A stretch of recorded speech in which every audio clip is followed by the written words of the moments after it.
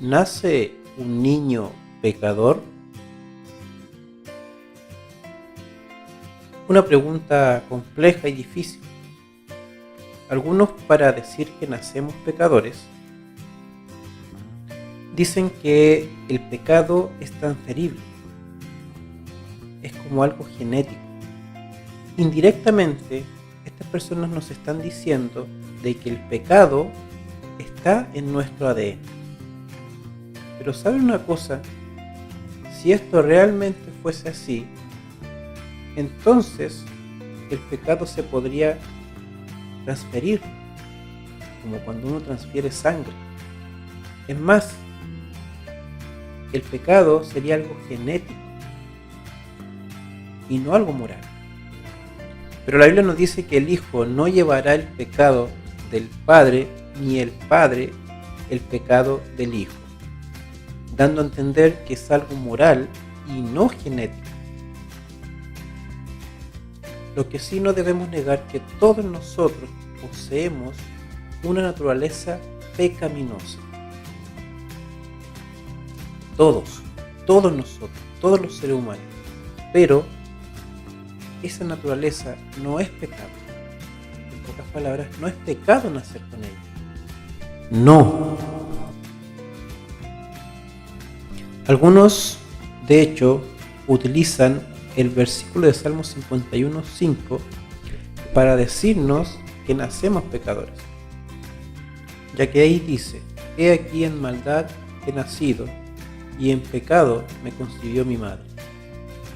Pero saben, no toman en cuenta el contexto, ya que el mismo David confiesa su pecado y se arrepiente de él. ¿Y cómo entonces podría uno arrepentirse por algo por lo que se nace? ¿Con algo por lo que no soy culpable? Entonces volvemos a la pregunta: ¿no heredamos el pecado de nuestros padres? Pero como ya mencioné, debemos analizar el contexto de esta cita para poder saber la respuesta correcta. En el versículo 3 y en el versículo 4, que es el que leeremos primero, dice lo siguiente: contra ti solo he pecado. Pero además, el versículo 3 nos dice lo siguiente: porque yo reconozco mis rebeliones. Y el versículo 4 nos vuelve a agregar: he hecho lo malo ante tus ojos. David confiesa algo que hizo y no algo con lo que nació. Es más, la Biblia nos da una pauta de cómo las personas son juzgadas.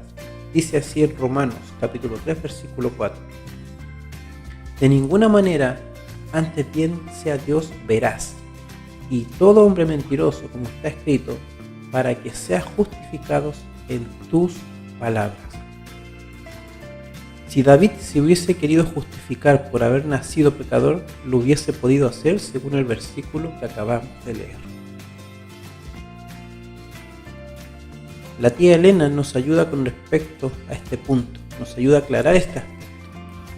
Es inevitable que los hijos sufran las consecuencias de la maldad de sus padres, pero no son castigados por la culpa de sus padres, a no ser que participen de los pecados de estos.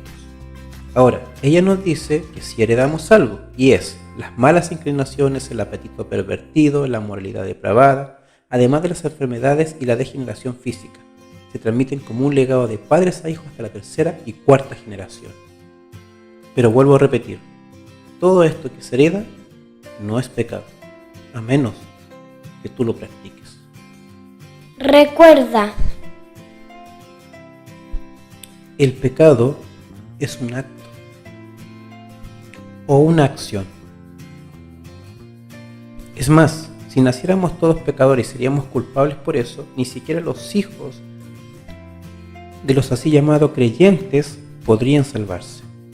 Pero mira lo que nos dice la tía Elena: los padres creyentes se salvarían porque ellos, los hijos, no han tenido ninguna prueba del carácter, ya que todos deben pasar por esa prueba para que se evalúe su carácter en base a las pruebas.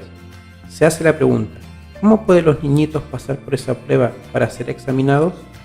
Contesto que la fe de los padres creyentes cubre a los hijos, como cuando Dios envió sus juicios sobre los primogénitos de Egipto.